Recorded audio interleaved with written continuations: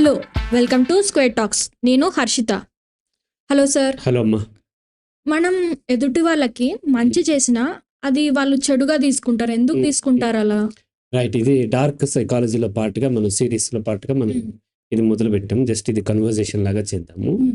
చాలాసార్లు చాలామంది గొప్ప గొప్ప మహాత్ముల్ని కూడా కొంతమంది ద్వేషిస్తూ ఉంటారు.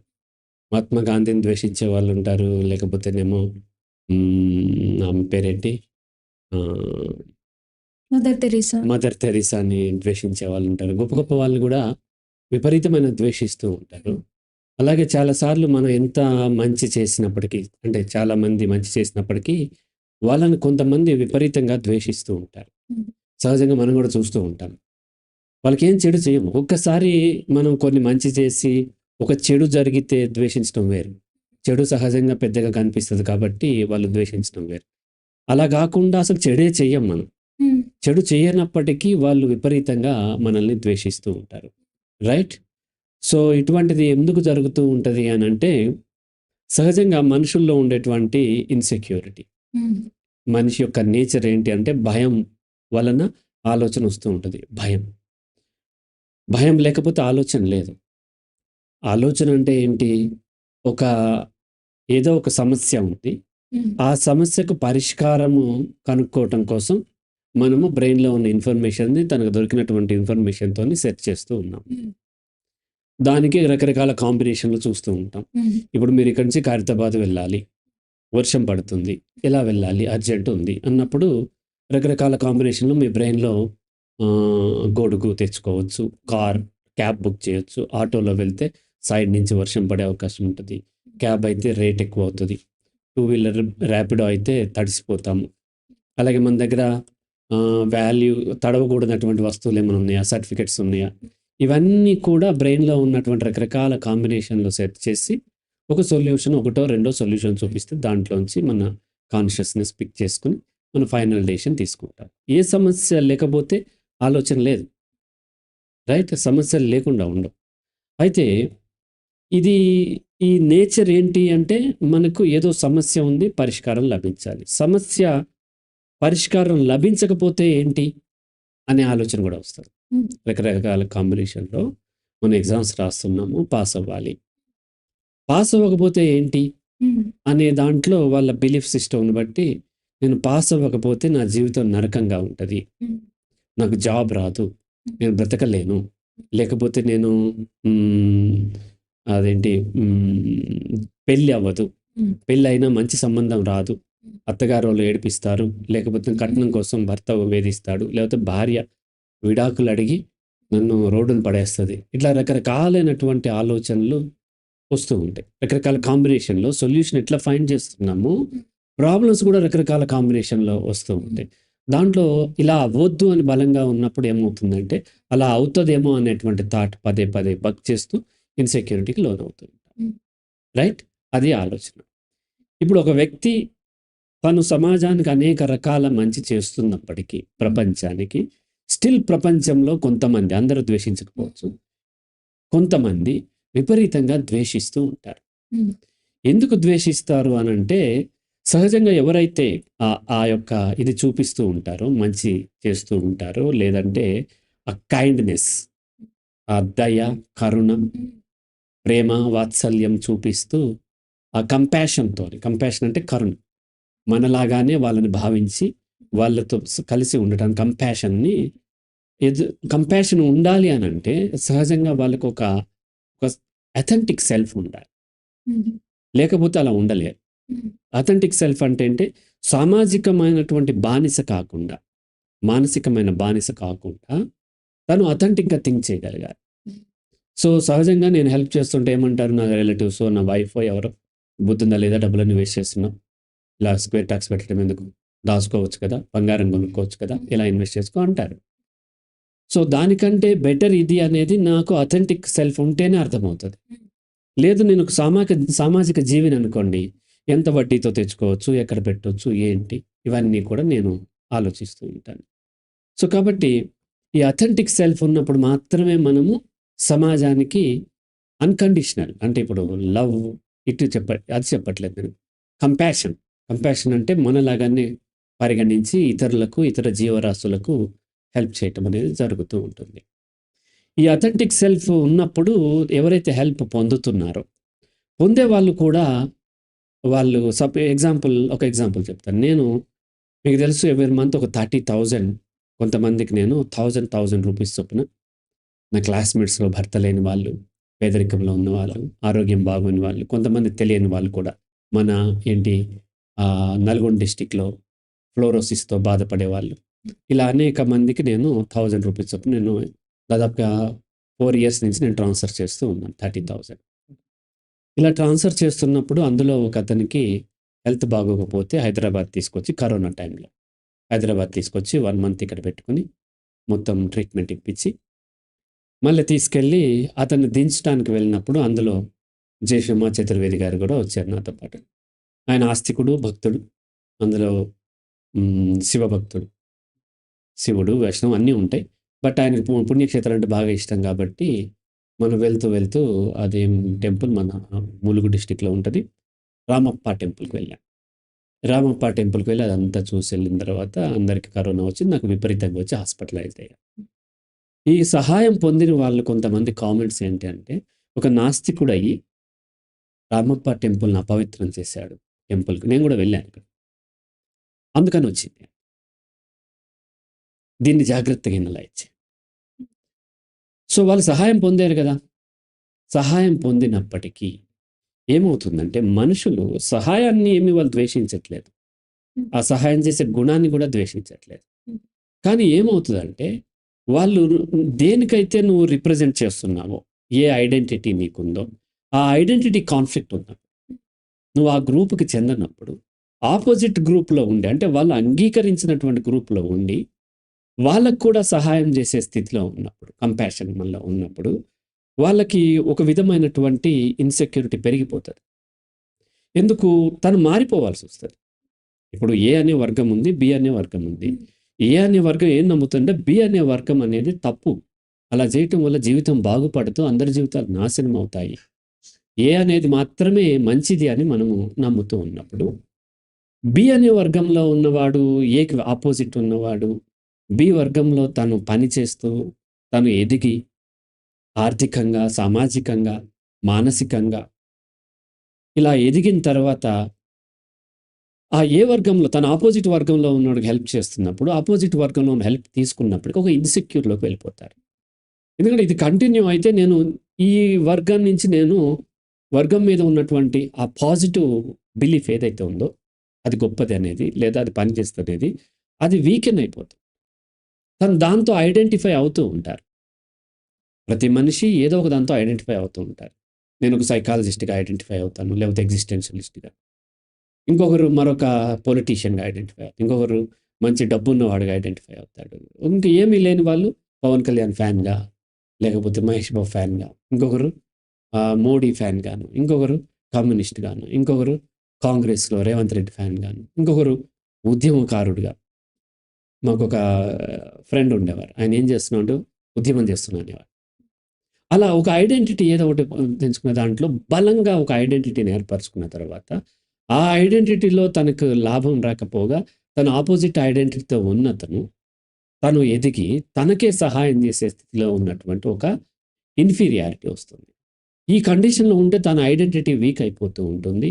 తన ఐడెంటిటీని వదిలేసి అపోజిట్ వర్గాన్ని అంగీకరించాల్సొస్తదేమో అనేటువంటి భయం పెరుగుతుంది. ఆ భయంలో చిన్న అవకాశం దొరికినా సరే, వెంటనే తనకు సహాయం చేసే వాళ్ళని అటాక్ చేసేస్తాం. ఇక్కడేమన్నానంటే మనం చాలా సార్లు ఏమంటాం మనకు వెల్ విషర్స్ ఉంటారు. నెక్స్ట్ వచ్చేసి మనం కొంతమంది మనల్ని హేట్ చేసేవాళ్ళు ఉంటారు. హేట్ చేసే వాళ్ళతో ఎప్పుడూ అప్రమత్తంగానే ఉంటాం. కానీ మన బెనిఫిషియరీ అంటే మనం హెల్ప్ చేస్తున్న, హెల్ప్ పొందిన బెనిఫిషియరీ ఉంటారు కదా! వాళ్ళ పట్ల కూడా అప్రమత్తంగా ఉండాలి. వాళ్ళ పట్ల మనం సహజంగా ఏం కోరుకుంటాము? మన ప్రేమ చూపిస్తే ప్రేమ లభిస్తది. కరుణ చూపిస్తే కరుణ లభిస్తది. దయ చూపిస్తే దయ లభిస్తది అనుకుంటాం. నో. అన్ని సార్లు అట్లా లభించదు. కొన్నిసార్లు మీరు కరుణ, దయ చూపించినప్పుడు ఈర్ష్య లభించే అవకాశం ఉంటుంది కౌంటర్‌గా. కౌంటర్‌గా పగ రగిలిపోతూ ఉంటారు. అటువంటి వాళ్ళేంటంటే ఎందుకు రగిలిపోతున్నారంటే వాళ్ళ ఐడెంటిటీ దెబ్బతింటుంది. నేను కాదన్నటువంటి ఫిలాసఫీ లేదంటే నేను కాదన్నటువంటి ఐడెంటిటీతోని తను పెరిగి ఈరోజు నాకే హెల్ప్ చేస్తున్నాడు అనే దాంతోని మనసులో లోపల దాచుకుంటూ ఉండి లోపల ద్వేషిస్తూ ఉంటారు. ఆ ద్వేషం రకరకాలుగా బయటపడుతూ ఉంటుంది. ఇట్లాంటి అవకాశం వచ్చినప్పుడు కామెంట్లు చేయటము. లేదంటే ఇదంతా కూడా అతను ఈ కరుణ, దయ అంతా కూడా ఫేక్. తను వేరే లాభం పొందటం కోసం చేస్తున్నాడు. పాలిటిక్స్‌లోకి వస్తం కోసం చేస్తున్నాడు. లేకపోతే మరొకటి ఏదో చేస్తం కోసం చేస్తున్నాడు. చూసారంటే 'సోనూ సూద్' సినిమా హీరో ఉన్నాడు. విలన్ క్యారెక్టర్‌లో ఏస్తూ ఉంటాడు. నార్త్ ఇండియన్ అతను. అది మహారాష్ట్రియన్ అనుకుంటా. ఆయన కరోనా టైంలో విపరీతంగా చాలా మందికి హెల్ప్ చేశాడు. వెంటనే కొంతమంది కౌంటర్‌గా అతనికి ఎలా వచ్చిందో మనకు తెలీదు. కానీ వెంటనే కౌంటర్ కాన్స్పిరసీ థియరీస్ అతనికి చైనా సహాయం చేస్తుంది. లేకపోతే కాంగ్రెస్ సహాయం చేస్తుంది. బీజేపీ సహాయం చేస్తుంది. రేపొద్దున అతను పాలిటిక్స్‌లోకి వచ్చేటువంటి అవకాశం ఉంది. అందుకని ఇప్పుడు తన ప్లాట్‌ఫార్మ్ బిల్డ్ చేసుకుంటున్నాడు. ఇయన్నీ కాన్స్పిరసీ థియరీస్. ఇట్లా అతని దగ్గర ఏదో ఒక అనుమానాస్పదమైనటువంటి ఒక దాన్ని వాళ్ళు ఇంపోజ్ చేసే అవకాశం ఉంటది. ఎక్కువగా చేస్తే. ఎందుకు? వీళ్ళకి యాక్చువల్లీ ఆ పొజిషన్ కావాలి. తన ఐడెంటిటీతో కావాలి. ఆ పొజిషన్ ఏదైతే ఉందో ఆ పొజిషన్ వీళ్ళకి కావాలి. తన ఐడెంటిటీతో కావాలి. అది సాధ్యపడట్లేదు. అతను అథెంటిక్ సెల్ఫ్‌తోనే ఓపెన్‌గా ఉంటున్నాడు. ఉంటున్నప్పుడు వీళ్ళంత ఓపెన్‌గా లేరు. లేనప్పుడు వీళ్ళేం చేస్తారు ప్రొజెక్ట్ చేసుకుంటారు. వీళ్ళ యొక్క పర్సనాలిటీని ఎదుటి వ్యక్తి పర్సనాలిటీతోని ప్రొజెక్ట్ చేసుకొని అతనిలో కూడా అథెంటిక్ లేకుండా వీళ్ళకి తెలీదసలు అథెంటిక్ సెల్ఫ్ అంటే ఏంటని తెలియదు. వీళ్ళు సోషల్ బీయింగ్‌గా ఉంటారు. ఉండి నాకులాగానే ఆలోచిస్తున్నాడు. కానీ తను ఏదో ఒక మ్యానిపులేటివ్‌ది మొదలుపెట్టాడు. అందువల్ల అతనికి ఆ సక్సెస్ వచ్చింది. లేదంటే అతను ఆ హెల్ప్ చేసే స్థితికొచ్చి యాక్చువల్‌గా వీళ్ళ దగ్గర కూడా ఎక్కువ డబ్బుంటుంది. కానీ వీళ్ళు సహాయం చేయరు. అతని దగ్గర ఏం డబ్బు ఉండదు. కానీ అతను సహాయం చేస్తూ ఉంటాడు. కానీ వీళ్ళేమనుకుంటారు వీళ్ళకి ఎక్కడి నుంచో లభిస్తుంది. చాలా సార్లు జర్నలిస్టుల మీద కూడా ఈ అపవాదం వస్తూ ఉంటుంది. ప్రభుత్వాన్ని ప్రశ్నిస్తూ ఉంటారు. వాళ్ళు పేద జర్నలిస్టులే ఉంటారు. లేదంటే కొంతమంది మానవ హక్కుల కార్యకర్తలు, లేకపోతే మేధావులు ప్రభుత్వం ఏదున్నా సరే అందులో జరిగే అన్యాయాన్ని ప్రశ్నిస్తున్నప్పుడు వెంటనే అవతల సహాయం పొందిన వాళ్ళు కూడా వాళ్ళ చేత సహాయం పొందిన వాళ్ళకి వీళ్ళకి ఎక్కడి నుంచో ఫండింగ్ వస్తుంది. డీప్ స్టేట్ ఫండింగ్ చేస్తుంది. చైనా ఫండింగ్ చేస్తుంది. లేకపోతే మరొకటి ఏదో భారతదేశానికి వ్యతిరేకమైన పాకిస్తాన్. పాకిస్తాన్ యొక్క ఎకనామిక్ కండిషన్ ఏంటి? వాళ్ళు ఎక్కడి నుంచి ఫండింగ్ చేయగలుగుతారు? ఇలా ఫండింగ్ చేస్తున్నారని కాన్స్పిరసీ థియరీలు చెప్తూ ఉంటారు. అది వ్యతిరేక వర్గం వల్లే కాదు. ఈవెన్ వ్యతిరేక వర్గంలో ఉండి వీళ్ళ వల్ల బెనిఫిట్ పొందిన వాళ్ళు కూడా తర్వాత అందుకని చెప్తూ ఉంటాం కదా!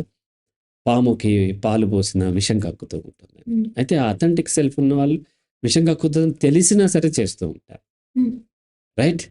సో, కాబట్టి ఎందుకు అనంటే వాళ్ళు రిటర్న్ దయ ఎక్స్‌పెక్ట్ చేయట్లేదు. వాళ్ళు ఆ కంపాషన్ ఎక్స్‌పెక్ట్ చేయట్లేదు. వాళ్ళు ఎలాగైనా ఉండదు. నా పని సహాయం చేయటం. వాళ్ళు కష్టంలో ఉన్నారు కాబట్టి శత్రువుకు కూడా సహాయం చేస్తూ ఉంటారు.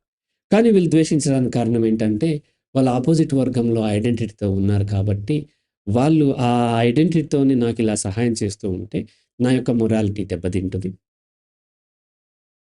వచ్చేసి నేను వాళ్ళ వర్గంలో ఉన్న ఫిలాసఫీని ఎక్కడ యాక్సెప్ట్ చేయాల్సొస్తదో, ఆ ఐడెంటిటీ గొప్పదని ఎక్కడ అనాల్సొస్తదో అన్న కారణం చేత ఏం చేస్తూ ఉంటారంటే సహజంగా ఆ సహాయం చేసిన వాళ్ళని కూడా ద్వేషిస్తూ ఉంటారు. చాలామంది పేరెంట్స్ కూడా తమ కిడ్స్‌కి కౌన్సెలింగ్ ఇప్పించినప్పుడు వాళ్ళు సహజంగా ఏం కోరుకుంటారంటే వాళ్ళు చెప్పినట్టుగా తమ కిడ్స్ వినాలి.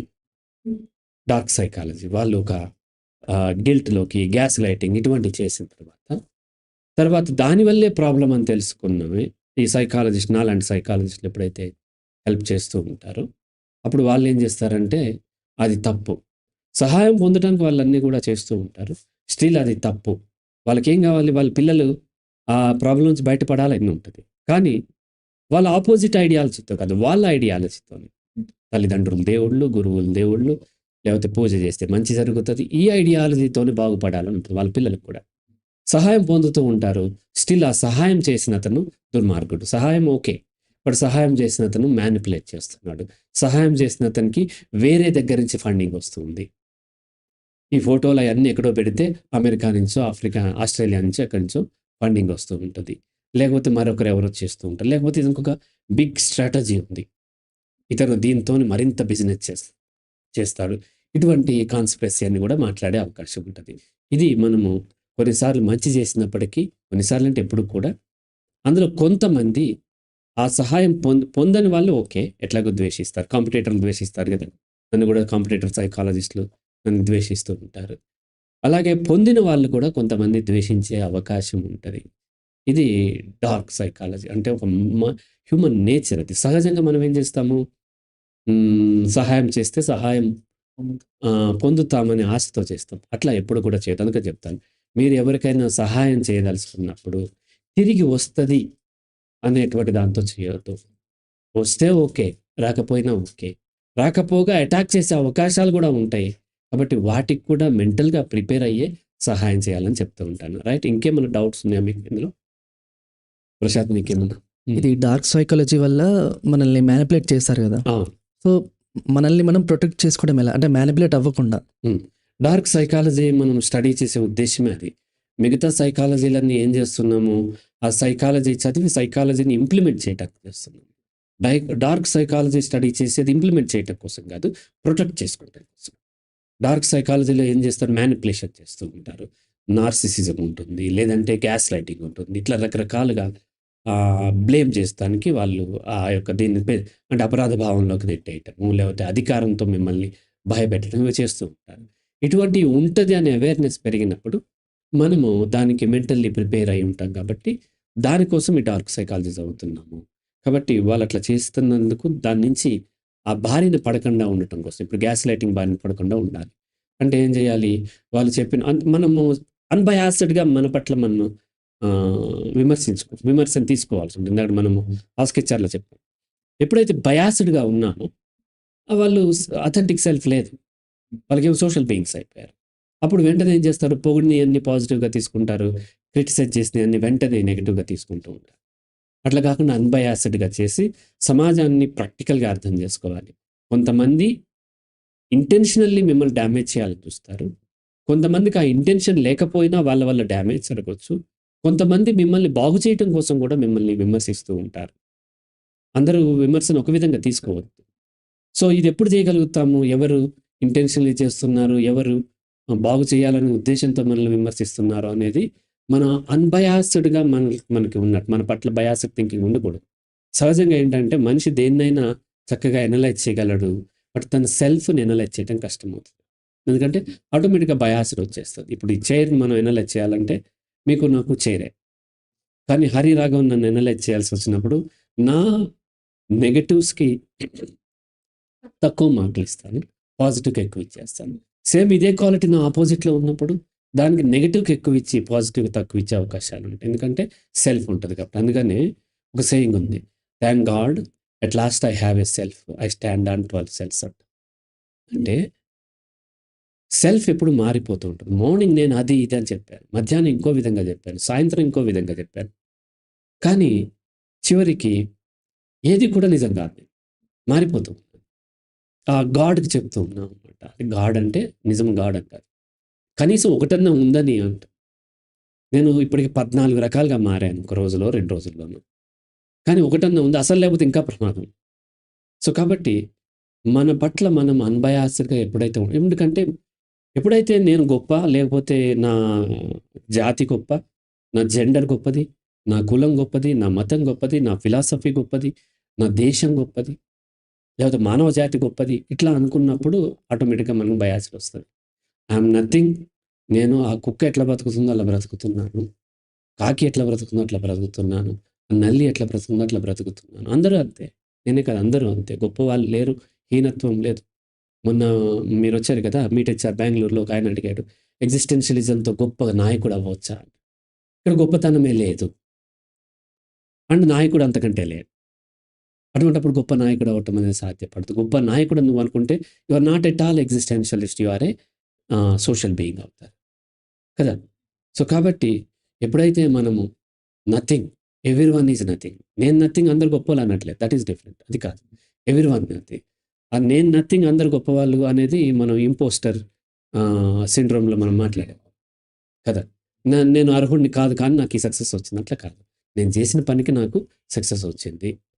అది గొప్పతనము కాదు, హీనత్వం కాదు. అదొక స్థితి మాత్రమే అని అర్థం చేసుకున్నప్పుడు మనకి ప్రాపర్‌గా మనం అనలైజ్ చేసుకోగలుగుతాము. ఎదుటి వాళ్ళని ప్రాపర్‌గా అర్థం చేసుకోగలుగుతాం. రైట్?